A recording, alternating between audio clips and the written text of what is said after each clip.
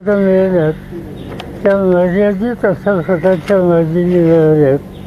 याचा अर्थ राष्ट्र पातळीवर आम्ही लोक जसं हे काम करतो त्याचे विशेषतः उत्तर प्रदेश आणि हिंदी बेल्टमध्ये जे आमचे सहकारी काम करतात त्यांनी आम्ही सगळ्यांनी मिळून अधिक लक्ष दिलं तर आज उत्तरेकडचा जो चेहरा आहे तो बदलायला एक अनुकूल अशा प्रकारचं चित्र दिसतं आहे आणि त्यासाठी आम्हाला लोकांच्याकडून काळजी घेतली जाईल. आज हा निकाल झाल्याच्या नंतर मी काही सहकाऱ्यांशी चर्चा केली. विशेषतः काँग्रेस पक्षाचे अध्यक्ष खरगे, मार्क्सवादी कम्युनिस्ट पार्टीचे प्रमुख सीताराम येचुरी आणि अन्य. तर त्याच्यामध्ये कदाचित अजून नक्की नाही पण उद्याच्यालाच दिल्लीमध्ये बैठक होण्याची शक्यता आहे आणि त्याचा संदेश आज संध्याकाळपर्यंत मला आणि आमच्या इतर सहकार्यांना मिळेल. ते असेल तर उद्याच्या बैठकीला आम्ही तातडीने जाऊ आणि एकंदर पुढचे धोरण पुढची नीती ही सामूहिकपणानं चर्चा करून ठरवू एवढंच या ठिकाणी मला सांगायचं. आज या निवडणुकीमध्ये अनेक गोष्टी चांगल्या घडलेल्या आहेत. राष्ट्रवादी काँग्रेस पक्षानं जयंतराव पाटलांच्या नेतृत्वाखाली आम्ही जागा मर्यादित लढवल्या. सगळ्या मिळून आम्ही 10 जागा लढवल्या. पण त्याच्यामध्ये असं दिसतं आहे की 7 जागेवर अंतिम काही त्याचं पूर्ण काउंटिंग झालेलं नाही पण 7 जागेवर आज आम्ही पुढे आहोत. किती 7 जागेंच्यावर आज आम्ही पुढे आहोत. याचा अर्थ 10 जागा लढून 7मध्ये विजय मिळण्याच्या संबंधीचं चित्र. याचा अर्थ स्ट्रायकिंग रेट हा राष्ट्रवादी काँग्रेसचा या निवडणुकीमध्ये निश्चितपणाने झालेला आहे. हा जो काही यश मिळालं ते यश मिळालं ते एकट्या राष्ट्रवादी काँग्रेसचं यश आहे असं आम्ही मानत नाही. आम्ही ही जी महाराष्ट्र विकास आघाडी केली ज्याचा उल्लेख माझ्या स्टेटमेंटमध्ये सविस्तर आहे त्या आघाडीच्या वतीनं आणि विशेषतः काँग्रेस पक्ष आणि उद्धव ठाकरेंच्या नेतृत्वाखाली शिवसेना आणि आमचे सहकारी या सगळ्यांनी एकत्रित जीवाभावाच्या वतीनं काम करण्याची भूमिका घेतली आणि त्यामुळेच हे यश जसं आम्हाला मिळालं राष्ट्रवादीला तसं काँग्रेसला मिळालं आणि उद्धव ठाकरेंच्या नेतृत्वाखालच्या पक्षाला सुद्धा मिळालं. आणि या जे मी सुरुवातीला सांगितलं की परिवर्तनाचं वातावरण आहे आणि आम्ही तिघेही एकत्रित राहून उद्याच्या काळामध्ये आमची धोरणं ठरवू आणि महाराष्ट्राच्या जनतेची सेवा करायची खबरदारी घेऊ एवढंच या ठिकाणी मला सांगायचं आहे. उद्याची बैठक ही दिल्लीला आज संध्याकाळी करेल ठरेल आणि ती झाली तर त्या बैठकीला माझी उपस्थिती असेल.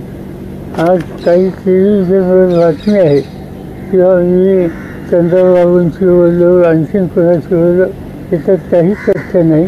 मी काही कोणाशी बोललेलं नाही.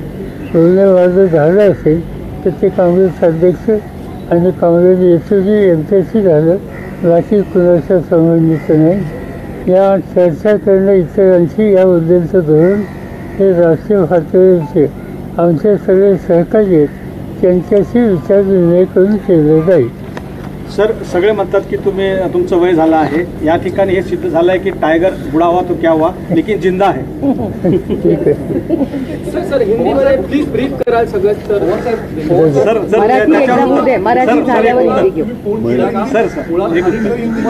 मदत तुम्हाला पुढे कालावधीमध्ये मिळेल असं वाटतं का?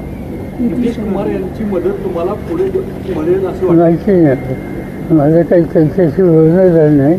त्याच्यावर अध्यक्षाचे प्रमुख आहेत आणि त्यामुळे त्याची माहिती असल्याशिवाय त्याचं मी कॉमेंट करणं योग्य नाही. माझा त्यांचा सुसंवाद आत्ता झालेला नाही. संबंध आहेत पण आत्ता बोलणं झालेलं नाही. सर, बारामतीची जी जागा होती त्यावर काटेकी टक्कर होईल असं म्हटलं जात होतं, मात्र निकाल तुमच्या बाजूने लागलेला आहे, त्याच्यामध्ये काय सांगाल?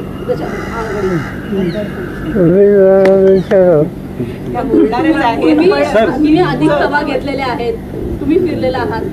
लिहिण्यात असं की माझं स्वतःचं असेसमेंटच्या मतदारसंघाचं असतं की याच्यापेक्षा वेगळा निकाल लागेल असं मला कधी वाटलं नाही. आणि बारामती हा जो विधानसभेचा मतदारसंघ आहे त्याच्यात माझं स्वतःचा गेले 60 वर्षाचा असोसिएशन आहे. माझी सुरुवात तिथं झालेली आणि प्रचार करू न करू तिथला सामान्य माणूस जो आहे, नागरिक जो आहे, त्याची मानसिकता काही मला ठाऊक आहे. आम्ही जावं अथवा न जावं तो योग्यच निर्णय घेतो आणि घेईल याची खात्री आम्हाला होते. आणि मला वाटतं आता किती टक्के 18वी राऊंड चालू आहे ना आता. 16वी राऊंड पब्लिक झाली. 16वी झाली, किती झाली? त्याच्याआधी बारामती विधानसभेत कसं मतदान झालं? 10व्या राऊंडला 22,000 होता, आता 35,000च्या पुढे लीड असेल बारामती विधानसभा. एका विधानसभेमध्ये 35,000च्या पुढे आत्ता लीड असेल. आणि बाकीच्या मतदारसंघातलं तुमच्याकडे सगळं असेल. हो, म्हणजे बाकीमध्ये पण लीड आहे. खडकवासला थोडंसं कमी आहे, बाकी सगळे लीड आहे. बाकी सगळे गेल्या वेळेसपेक्षा खडकवासला चांगलं. टोटल किती लीड आत्ता अजून या क्षणी आता 16व्या राऊंडला आपली 76,000च्या आसपास आहे. आणि अजून 3-4 राऊंड आहे. अजून 6 ते 7 राऊंड बाकी आहे. 6 ते 7. आजचा निकाल लागला आहे. यानंतर विधानसभेपर्यंत महाविकास आघाडी अजून जास्त एक ताकदीनं पुढे येईल असं वाटतंय का? चर्चा अशा होत्या की हा लोकसभेचा निकाल महाविकास आघाडीला सुद्धा म्हणजे वेगवेगळं करतील, सगळे पक्ष वेगवेगळीकडे दिसतील. तुम्हाला काय वाटतं? अजिबात नाही. पक्की झाली अजून? आमची साधारणतः जो विचार होतो झाला आहे त्याच्यामध्ये महाराष्ट्र ही विकास आघाडी जी आहे त्या विकास आघाडीच्या वतीनं आम्ही सामूहिक कष्ट करू, प्रयत्न करू, लोकांच्यात जाऊ आणि उद्याचं महाराष्ट्राच्या विधानसभेचं चित्र बदलायला जे आमचे प्रयत्न चालूच आहेत त्याला हा निकाल आम्हाला अधिक प्रेरणा देणार आहे. आणि म्हणून हे काम आम्ही चालू ठेवू. Do you expect the alliance partners of the BJP to break away and come on the India alliance side? Do you expect the alliance partners of the BJP from the NDA to break away and come on the India alliance side? Do you expect that? No, I don't know. Neither we have discussed, neither we have thought.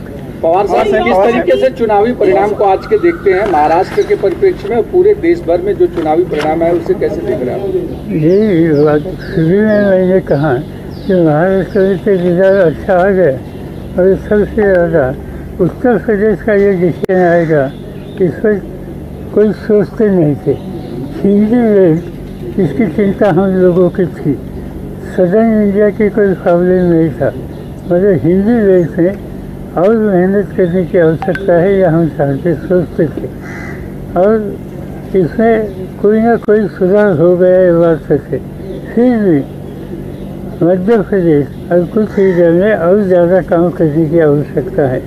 मगर उत्तर प्रदेश की जनता ने जो इसमें decision दे दिया, एक नई direction सब लोगों को उन्होंने दिए. हम वहाँ के नेता लोग, वहाँ के कार्यकर्ता लोग और उत्तर प्रदेश की जनता जो इन सभी का हम आभारी है कि इस तरह का डिसीजन उन्होंने दे दिया. पवार साहब, भगवान राम को लेकर जिस तरीके से, राम मंदिर को लेकर, राम को लेकर जिस तरीके से बीजेपी ने मंचों से ये कहा कि जो भगवान राम को लाए हैं जनता उनको लाएगी, ये जो परिप्रेक्ष्य बनाया गया था कि राम मंदिर के बाद जनता उन्हें चुनकर देगी, बाद में प्रधानमंत्री का हिंदू मुस्लिम करना, सीधी बात है. मंदिर मस्जिद के इसमें विरोध करने की कोई आवश्यकता नहीं थी. जिनको आम जनता के बारे में कॉन्फिडेंस है ऐसे लोग उस लाइन पर जाते थे. उन्होंने कोशिश की और जनता ने इसका स्वीकार नहीं किया. यहाँ तक इस कैंपेन में आपने हमने लोगों ने देखा कि महिलाओं को इस तरह की तकलीफ हो जाएगी, ये लोग हुकूमत में आएगी तो किसानों की या रूरल एरिया की मीटिंग हो तो वहाँ बताया गया कि ये लोग हुकूमत में आएंगे तो आपके खेती में 2 भैंस आपने रखी है, इनमें से एक भैंस को लेके जाएंगे। इस तरह की खेत या गलत चीज़ें हाईएस्ट पोजीशन देश के जिम्मेदारी करते हैं, इन लोगों ने की थी। ये बात बिल्कुल अच्छी नहीं थी, मगर हमारा विश्वास था कि आम जनता इस तरह की कैंपेन, इस तरह की लाइन, इस तरह का प्रोपेगेंडा इसका स्वीकार कभी नहीं करेंगे और इसका अच्छा जवाब उत्तर प्रदेश के मुख्यमंत्री हो अखिलेश जी या उनके बाकी साथी लोगों ने ठीक तरह से दिया और जो कुछ बातें कही गई इसका स्वीकार जनता ने किया नहीं। ये निर्णय जो आ रहा है इससे साफ होता है। सर, साताराची जागा तुम्ही खेचून आणण्याचा प्रयत्न केला। BJP has not crossed majority by their own.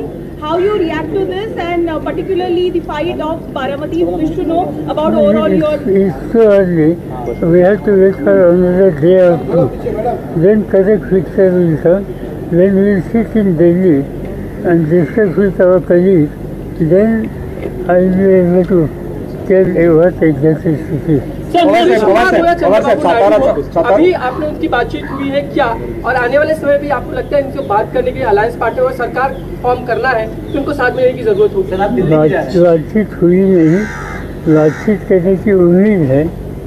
मेरी भी बातचीत खाली 2 लोगों के साथ हो गई, खड़गे साहब एंड सीताराम येचुरी, और वो अन्य साथियों के साथ बातचीत करेंगे और फिर हमें संदेशा देंगे कि दिल्ली में मिलना है या नहीं। हो सकता है कि कल मिलने की स्थिति पैदा हो सकती है। जिस तरीके से बीजेपी ने पार्टियों को तोड़ा, पार्टियों को अलग किया, लेकिन उसके बाद के अभी के जो नतीजे हैं वो ये बताते हैं कि इस तरह की टूट-फूट जनता को बर्दाश्त नहीं है, वो इसे पसंद नहीं करती। बिल्कुल सीधी बात है, जो पार्टी तोड़ने का काम उन्होंने किया, जो गलत तरीके उन्होंने अपनाए, इसकी रिएक्शन इस होती में लोगों ने दी है और हमें खुशी है कि ये गलत रास्ते पर एक राजनीति जो जिम्मेदार राजनीति उस रास्ते से जा रही थी, उनको जो कोई सबक सिखाने की आवश्यकता थी वो सबक आम जनता ने सिखाए, ये अच्छी बात है।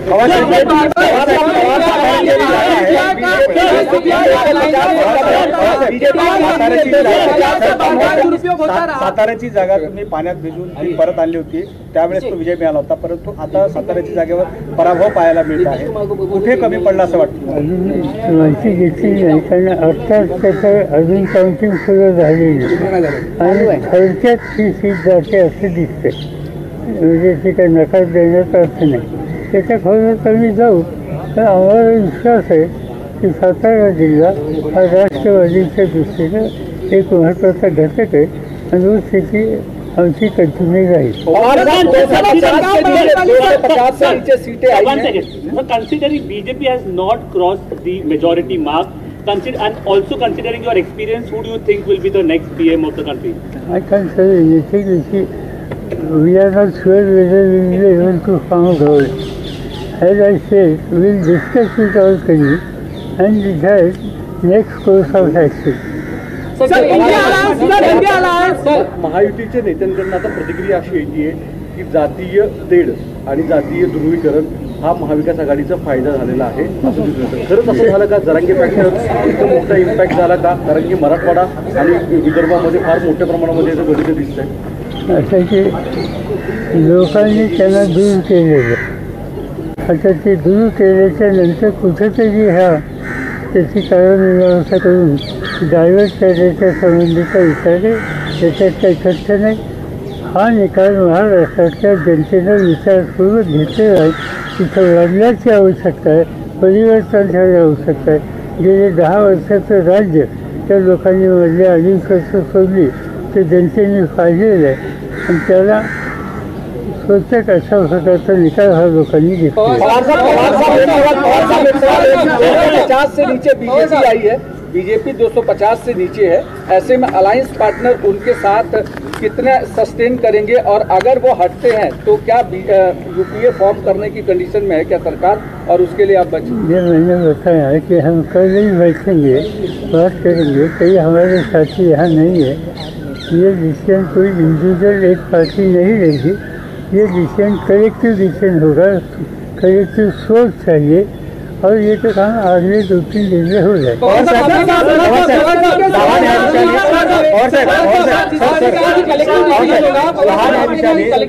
अपक्ष उमेदवार विशाल पाटील आता विजयी झालेत अशा पद्धतीची माहिती समोर येते। विशाल पाटील ठीक आहे, विजय झाले तर त्यांचं अभिनंदन। विनंती केली होती ठाकरेंना की कुठेतरी काँग्रेसला ती सीट दिली गेली पाहिजे। निर्णय झाला, निकाल झाला, ते विजय झाले, आता कशाला इंडिया अलायंस आने वाले वक्त में नीतीश कुमार जी के लिए डेप्यूटी प्राइम मिनिस्टर ये ऑफर को कंसिडर करेगी? इस इश्यू के बारे में हमारे यहाँ डिस्कशन ही हुआ है। जब तक बात नहीं होती, कलेक्टिव थिंकिंग नहीं होता, तब तक इस बारे में कुछ जवाब देना ठीक नहीं। थोडा दुखी एक दुखी। पवार साहेब, त्या न्यायाधीशांनी काही न्यायाधीशांनी राष्ट्रपतींना पत्र लिहिलं आहे की हंग जर संसद भवन जर झालं तर या प्रकरणामध्ये पंतप्रधान नरेंद्र मोदी यांना पंतप्रधान न करता इतर विरोधी पक्षांना एकत्र करून त्यांना निमंत्रण द्या। तुम्हाला असं वाटतं का की ही खरी वेळ आहे त्या न्यायाधीशांना सोबत? माहिती नाही आम्हाला एक, आणि अजून कुणाला मेजॉरिटी आहे का नाही हे स्पष्ट व्हायला एक 24-48 तासाची आवश्यकता आहे। ते झालं मी याच्यावर कुठून बाहेर पडले, त्यांना या निकालानं धडा मिळाला असं वाटतं तुम्हाला?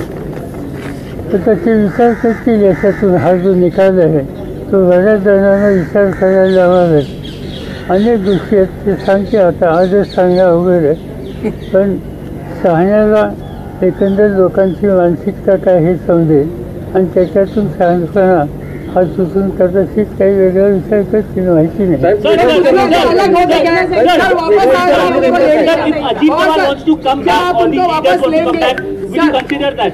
हा विषयच आमच्या उपयोग नाही आहे।